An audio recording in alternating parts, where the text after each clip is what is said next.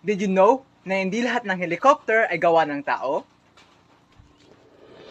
Tama, dahil meron tayong natural helicopter na tinatawag itong Dragonfly o Totobe in Filipino, Halindanao or Handanao in Bisaya. Ang scientific name ng Totobe ay Anisoptera. Mayroong humigit kumulang 7,000 species ng tutubi at sila ay kilala bilang isa sa pinakamabilis na insekto sa mundo na kayang lumipad hanggang 35 to 60 miles an hour.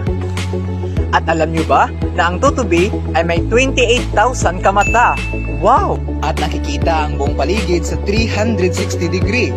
Ang dragonfly o tutubi ay nakikita sa buong mundo, maliban lang sa Antarctica. Ang mga tutubi ay isa sa mga kilala bilang ancient species o mga hayop na naninirahan ng matagal ng mahigit 300 million years.